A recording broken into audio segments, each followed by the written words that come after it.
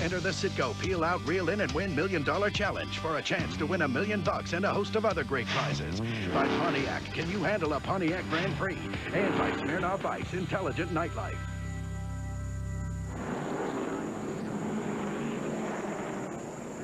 Kevin LePage going into the wall at turn 3 has put us under the third caution of the afternoon. Jimmy Johnson, Matt Kenseth, Ricky Rudd, Ricky Craven, Mark Martin are the front 5 after pit stops. And Matt Kenseth had quite a race with Ricky Craven for position on pit road. Now here's Craven leaving his pit. Yeah, I mean, this is a victim of about 40-something cars being on pit road. I mean, look at there. It's only so wide, guys. But Ricky Craven decided better not to tear his front end off and give up a few positions. We want to show you why people came in where they went and where they left. The big key, Jimmy Johnson, 15.3 right there, comes in first, leading first. But look at this pit stop by Matt Kenseth's group, 14.8. But the loser, Sterling Martin, slow pit stop, slow pit road. But what I like about Jimmy Johnson, he's leading the race. He's pitting at the end of pit road. He has a clear pit road coming in. He can just leave. Here's his pit box right here. He just has to leave there, and he beats everybody off pit road. Nobody to block him in. Plus, he's leading the race. It's a clear road coming down there at 45 miles an hour.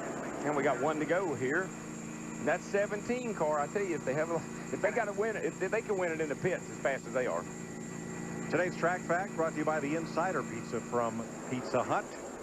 Lowe's Motor Speedway, been here since 1959. It now holds 167,000 people. That lighting system went in 92 to allow night racing. And they laughed when Humpy Wheeler and Bruton Smith offered condominiums in 1984, but now they're sold out and worth $500,000 apiece. Jolie Johnson won the first Winston Cup race here 42 years ago. Yeah, I could have had the first condo down there. I won the race that year in '85, and they said, you can have your pick. Nobody's going to, $75,000, I think it was. Nobody's going to buy a condo at a racetrack. I think they laughed when he decided to try to light a 1.5 mile racetrack. Now they don't even build a racetrack that don't have lights. Look at there, Mike. Look what they want. They want us to crank it up on the restart. So if you have surround sound at home, you know what to do. Crank it up.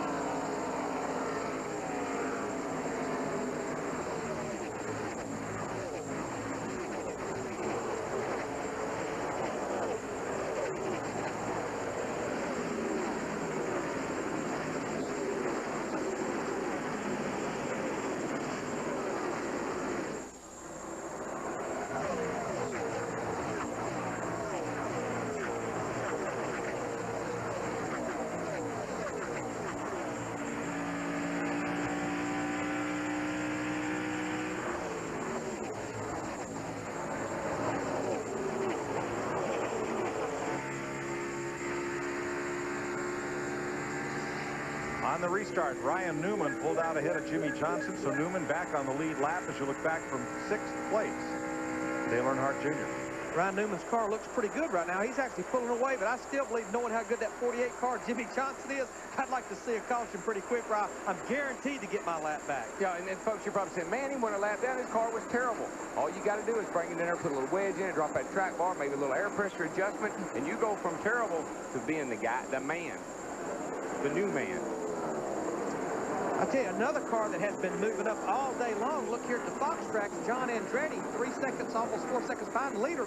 He's in 9th, but he started back in 28th position in that Dodge. And you know, there wasn't but about 2 Dodges that started in the top 25, but John has been marching forward during this race. He was very happy with his car in that morning practice yesterday when track conditions were more like they are now. I think it's that paint job, but I think that silver bullet's fixing to go right by him. Sterling Marlin, out of Columbia, Tennessee, 44 years old, the Winston Cup point leader. Just sailed on past, and Marlin moves up to 9th. He begins to close on Tony Stewart. Got Joe Nemechek coasting slowly into the pits in the 25 car. And Mike Skinner, you saw him in that 4 car. Here's Joe Nemechek on pit road. This is his first points race in this 25 car. Jerry Nadeau driving it up to this point before the Winston. But we were looking back there just a second ago behind this group. A guy that has marched forward is Kurt Busch in that 97 car. Remember, he brought that first caution out, and he's worked his way back up to 12th position. Mike Skinner in the 4 car right here now. He's a lap down, fighting up there trying to get his lap back, but he's losing ground fast. Rudd and Martin pulling in on Craven. Martin's number 6, Rudd the 28. Craven's bright orange 32. And that's a race for 3rd place.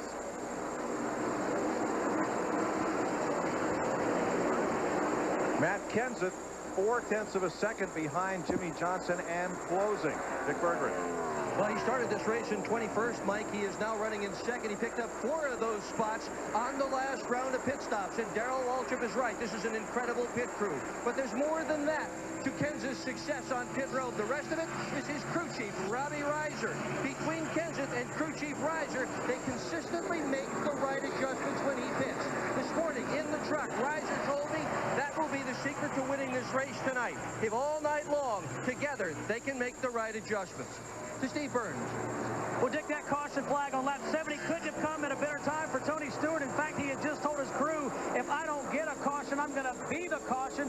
I'm loose everywhere. So what they did, they made a track bar adjustment. They also pulled a spring rubber out of the right rear spring. Each car has 4 springs. This should help the 20 car handle for Tony Stewart. Let's go to Matt Yocum.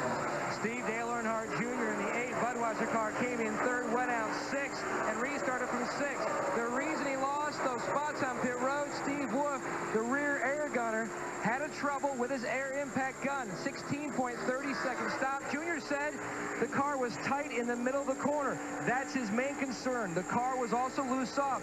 Junior feels that will change when the sun goes down. They made a track bar adjustment on the team's first stop. They made a wedge adjustment on the last, trying to fix that tight in the center of the corner. Ricky Rudd had some comments in the paper upset about all the attention being paid to NASCAR's young guns. Well, Rudd is stirring the pot right here as he battles Ricky Craven for 3rd place. We had a great run in California, you know, and we know Ricky can get the job done. We've seen him do it time and time again. Last year, he was a championship contender. Got off to a slow start this year. Problem with these young guns is there's 10 of them. I talked to Michael Fatback, McSwain, his crew chief. I said, what car have you got here? Is this a new car? He said, Larry, this is the oldest car in the house. He said, in fact, you probably worked on it when you were a crew chief there. When Ricky Rudd's streak of 656 consecutive starts began, Kurt Busch, the driver of the 97, was 2 years old. Wow. Pretty amazing. Since 1981, folks, that man has been behind the wheel of a race car every weekend. And back then, Darrell, there were no provisionals. Here are some of the not-so-young guns. And you have to start the car to be classed as the driver. And that's not always easy if you're hurt. Boy, that 17 car, Larry, just keeps clipping away there, just nipping away a little bit at a time, right up on the back of that 48 car. And I know Newman wants them to start racing each other soon if they would. Because they are closing in on him, trying to put him back a lap down in the 12 car. Car looks 100% better than it did, though. He's a contender now if he can just stay on the lead lap for a while. But Jimmy Johnson's all over the back. Looked like he was a little bit loose. The tail wanting to come around in 3 and 4. Jimmy Johnson running up behind him, takes the air off his rear spoiler, makes him even looser. Well, this is not a battle for position, but this is the Rookie of the Year battle up there as Johnson, 26, Newman, 24 years old, and here right behind them, the battle for 3rd. Who are we talking about? Rudd, Craven. Got a race. Here we go for the lead. And Matt Kenseth in the 17, he got such a run off turn 2 a while ago because Ryan Newman was holding Jimmy Johnson up. And Jimmy Johnson has to be careful. I mean, you sure don't want to take yourself out racing somebody that's a lap down. Pretty impressed with that 48 car, though. That bad boy gets better as we go along. The leader's clear, Ryan Newman. Rudd kind of sitting there eyeballing this whole thing. Got that old veteran look to him. You boys race each other. I'm watching. Meanwhile, Jeremy Mayfield has taken his car to the garage. 87 laps complete. We need your help, Mr. Hayes. My twin brother was CIA. We need you to stand in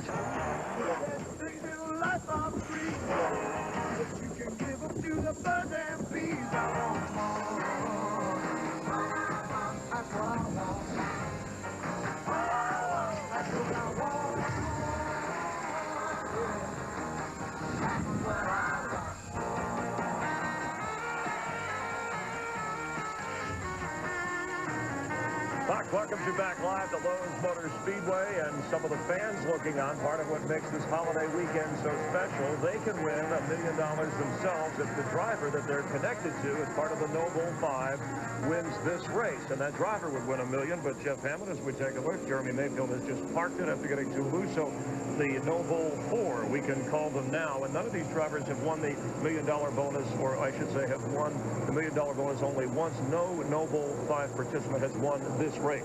Yeah, that really has been the case, but we still got some guys that are really running strong right now with Mark Martin and Tony Stewart, for example, along with Sterling Marlin. All these guys still have excellent opportunities to bring home somebody $1 million today, along with themselves. As Jimmy Johnson continues to lead and has led most of the laps, and right now let's go to Dick Bergen, who's standing by. We'll get an update here on Jeremy Mayfield being off the track. Dick?